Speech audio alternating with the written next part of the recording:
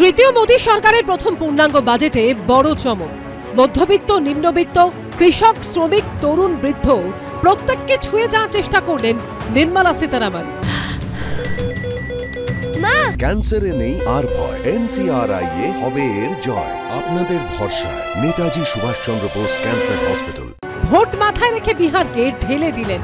দিল্লির ভোটের আগে আয়করে বড় ছাড় দিয়ে রাজধানীর ভোটারদের মোদিমুখী হওয়ার স্পষ্ট বার্তাও দিয়ে রাখলেন।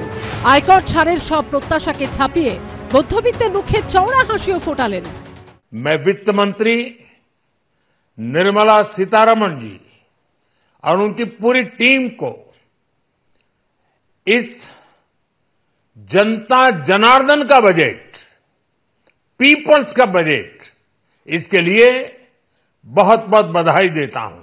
जहां तक बजट पे आए, ये वही पुराना बजट है जो पिछले 10 सालों से हम सुनते आ रहे हैं, जहां पर शब्दों के अलावा न गरीब को कुछ मिलता है, न किसान को कुछ मिलता है, न मध्यम वर्ग को कुछ मिलता है। কেন্দ্রীয় অর্থমন্ত্রী নির্মলা সীতারামন কেন্দ্রীয় বাজেট পেশ করতে গিয়ে বড় ঘোষণা করলেন।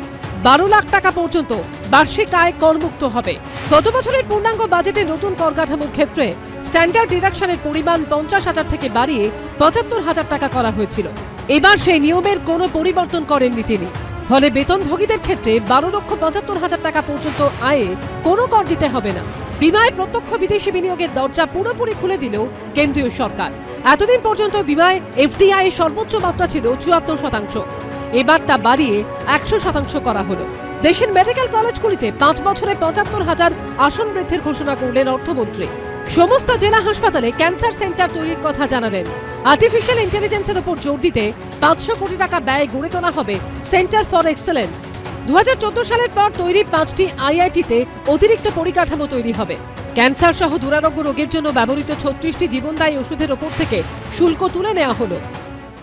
इस बजट में गरीब और किसान का कल्याण है, वंचितों का सम्मान है और नारी शक्ति और मध्यम वर्ग का उत्थान समाहित है।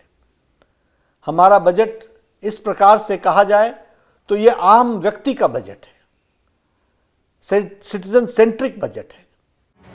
পাল্টা রাহুল গান্ধী দাবি করলেন এই বাজেটের মধ্যে দিয়ে বুলেটের ক্ষতে ব্যান্ডেড লাগানো হলো। বিশ্বজোড়া অনিশ্চয়তার মধ্যে দাঁড়িয়ে আমাদের আর্থিক সংকট দূর করতে হলে আমূল নীতিগত পরিবর্তনের প্রয়োজন ছিল, কিন্তু এই সরকার বুদ্ধির দিক থেকে দেউলিয়া হয়ে গেছে। আজকে এই দিল্লির প্রান্তে কৃষকরা মাসের পর মাস অনশন করছে, তাদের কথা কি ভাবা হলো? তাদের কথা ভাবা হলো না। বাজারে জিনিসপত্রের দাম বেড়ে গেছে আগুন, সেগুলো কমানোর কোনো কথা কি ভাবা হলো? ভাবা হলো না। আজকে বেকার যুবকদের জন্য কোনো ব্যবস্থা, তার কথা কি ভাবা হলো? এখন আর কোনো গল্প নাই।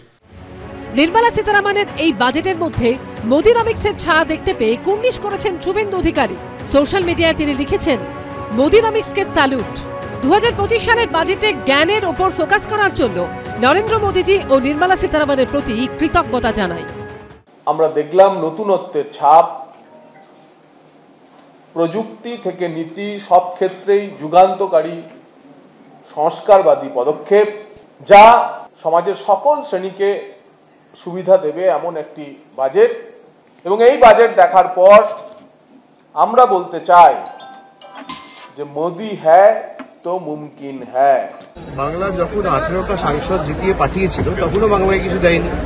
আজও বিজেপির 12টা সাংসদ রয়েছে, বাংলাকে কিচ্ছু দেওয়া হয়। এবং এই যে 12 জন সাংসদ রয়েছে কেউ কোনোদিন প্রতিবাদও করবে না। বাংলা দীর্ঘদিন ধরে বঞ্চিত, আজও বঞ্চিত, বাংলার জন্য কিচ্ছু নেই। অর্থমন্ত্রী জানিয়েছেন, অনলাইন ডেলিভারি কর্মীদের পরিচয়পত্র সরকারি পোর্টালে নিবন্ধিত করা হবে। ABP আনন্দ।